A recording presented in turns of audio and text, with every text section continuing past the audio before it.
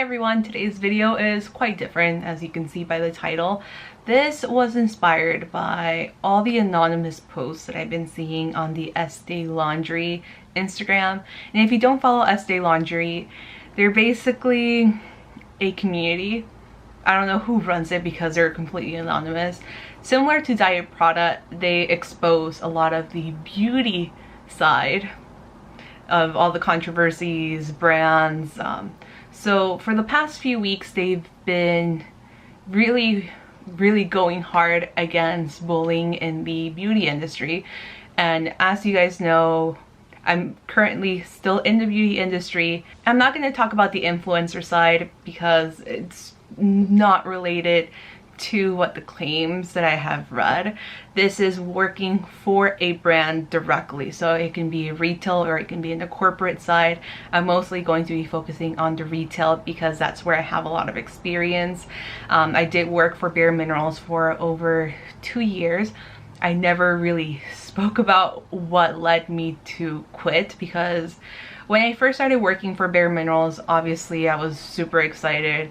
I had been a longtime fan, but there were things that happened that made me want to jump over to another opportunity. So in my personal experience, it doesn't really matter what industry you work in. I've worked in telecommunications, I've worked in the biotech industry for small businesses.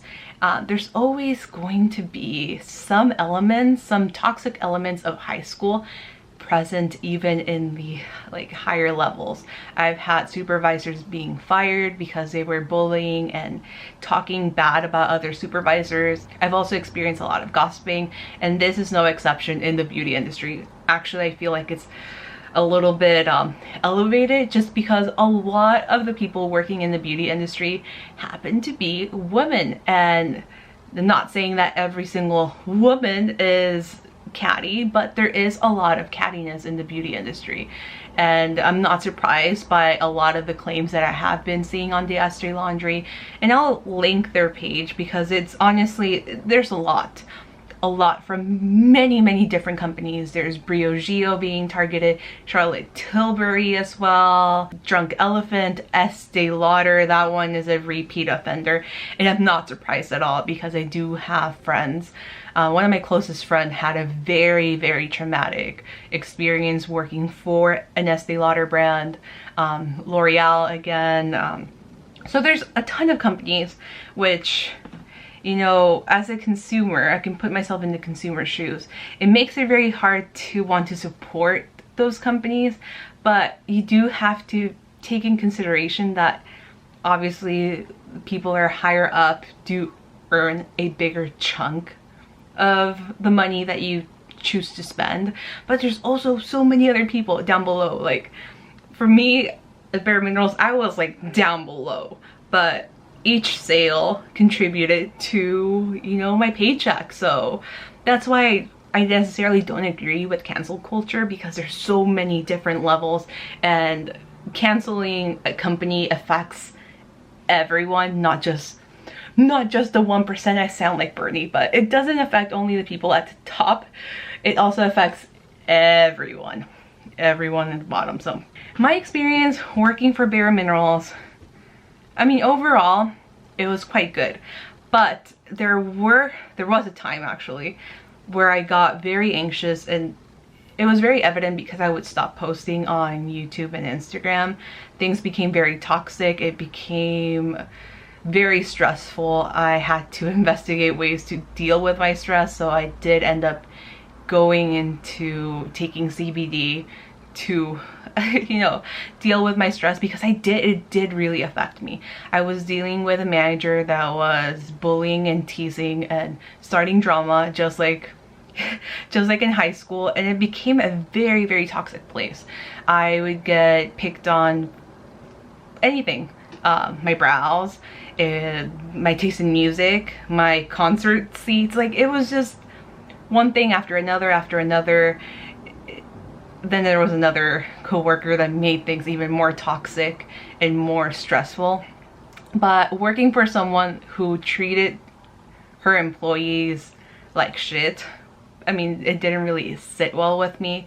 And it didn't sit well with the rest of the team. We actually did come together and we wanted to address this issue. We first spoke to our district manager thinking that she was going to be the one that was going to help us, but honestly she was a bigger instigator than our own boutique manager, so it kind of backfired on us because then she was using us like a chess piece to manipulate the whole situation. Obviously, looking back, I wish we would have gone straight to HR to resolve this issue, but we didn't. We chose to confide in our district manager, which was a terrible decision in the long run for everyone involved. Everyone that I used to work with at Bare Minerals no longer works for Bare Minerals, and they still have the same district manager. So it does say a lot that every single person has quit under her supervision as well. There's been a lot of managers leaving. She's obviously not a really good person to be working under. So she was mainly, like, she was the biggest reason why I quit Bare Minerals. I could not work for her. I just did not want to work for her. And during my exit interview, I did write out a 6-page long, it almost seemed like an essay, detailing why I did not want to work for our district manager and what she was doing to make our work environment very toxic. It was always demanding better business, and then punishing us for like the most simple things. I mean, she would walk around her store like this, just trying to scrape any pieces of dust. And I mean, I was very personally, I was very very cautious of how much we would clean, because I did want the store to be very clean.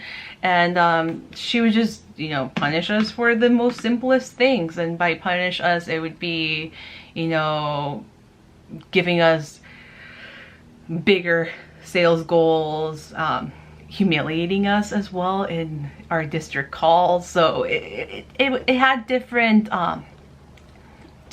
ways of showing us that we weren't up to her level, but still we were one of the top performing stores in the country. So I mean, what is that? Like, it just didn't make sense. So that was my experience. We dealt with it. I mean, it was a very difficult conversation that we had with our now ex-manager, but it had to be done. And in retrospect, I'm very glad that we did it face to face, because I mean, we were able to move on from that, and I'm still friendly with her despite what happened in the past. I was able to, you know, accept her apology, and we're still very, very friendly. So I mean, it worked out for me. It's not everyone has that same luck, especially if, you know, your upper management or HR are the ones kind of perpetuating that toxic environment. If for some reason it does become extremely toxic, I would always suggest looking into getting a lawyer. There's a lot of lawyers. I know it's very scary to even think about it, but I've seen some allegations, some very serious allegations of women getting fired over getting pregnant or reaching a certain age and getting fired because of their age, or they reach 50 and then they get fired out of nowhere. So I mean, yeah, the beauty industry, as much as they preach about empowering women and inclusivity and all these things, I mean, it's a business, and a lot of businesses, not every business, but sometimes people get very greedy. They forget to show empathy, and it's just, I mean, not the ideal situation at all, but it does happen. And my experience definitely wasn't as bad as other people's experience, definitely. And I know for a fact, because as I mentioned before, one of my friends worked for an Estee Lauder brand. I'm not going to mention which brand, but it falls under the Estee Lauder umbrella, and he was served, I mean, it was so so unjust. He basically, just to make things short, got accused of molesting someone in his staff, someone that he hadn't met. So, and this was all fabricated by that district manager. Higher ups found out that the story was completely fabricated. My friend by then had quit because he couldn't stand how toxic the work environment was and went into a depression. He basically isolated himself for a month and a half until he decided to tell me what happened. This same friend has suffered a lot within the beauty industry. He worked at Bloomingdale's. He had to take a leave of absence due to mental health because of another district manager. So it's, yeah, the beauty industry is very messy. Very messy behind the scenes. And I'm kind of glad that this is becoming more public in a way, because then the consumer is more aware that as much as companies preach inclusivity, preach, you know, empowerment, some of them are kind of hypocritical. But I don't also want to preach cancel culture, because if I did, it would affect literally everyone who works under that company, not just the founder, not just the district managers. So it's a shame. It's a shame, but it does happen in every industry. You know, doesn't matter if it's the beauty industry, telecommunications industry, biotech, fashion, merchandising. Like, I mean, it unfortunately happens a lot. And you would think that as people mature, gain more insight into the world, you would think that they wouldn't lack empathy and they wouldn't lack the life experience to treat people with respect. Like, that's like common sense. But a lot of them just never leave high school. They're still catty. There's still a lot of gossiping, and it just makes for a very toxic place. And my suggestion, if you're in the position where it's becoming very toxic, if you have the chance to confront the person with a group, because that helped a lot, that everyone in my store felt the same way and we all confronted our manager. I mean, it was very scary in her position because it was all of us against her, but it did help all of us heal. It helped all of us move on and make the work environment a healthier place. In our situation, if confronting the person who is bullying you or making the work environment toxic not an option, then look into HR. I know for some companies HR is the problem, like for ColourPop. There are a lot of complaints about that. If it gets more serious, I would look into legal advice. But if not, I mean, there's always the option to move on to another company. There's certainly companies that are very unproblematic and actually practice what they preach. Very hard to believe, but there are companies. And I'm glad that people actually gave them a shout out, like Bobbi Brown, Laura Geller. I know some of the clean beauty brands that are owned by females are also quite great to work under. Some of the indie brands as well, like Reina Rebelde has a really good, you know, record, at least from what I've heard. So yeah, it's just, you know, very unfortunate what's happening. I'm glad some brands are getting called out. Hopefully they're working through that internally, so, you know, people get treated with respect. Like I said, I still work within the beauty industry. I'm actually working for another brand.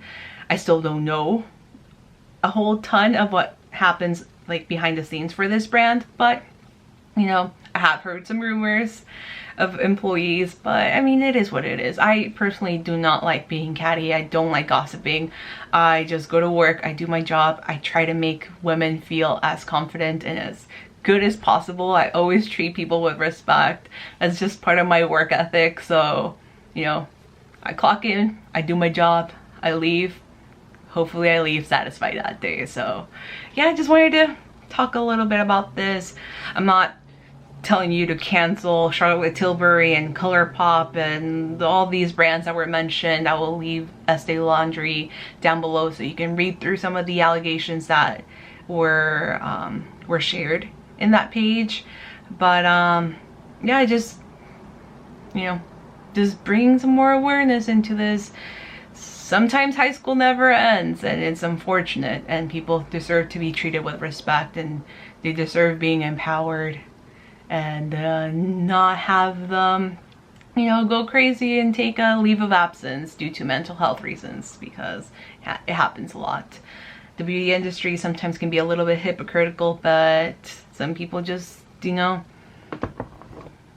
they kind of forget about the human side of things and just focus too much on business. So there's that. Let me know in the comments below how you feel about this topic, what you feel about, you know, all the allegations that have been shared on the Estée Laundry, if you do take the time to read through some of them, and how you feel about cancel culture. I personally don't like it, because like I mentioned before, it does affect everyone, not just the 1%, as you know, Bernie Sanders would say.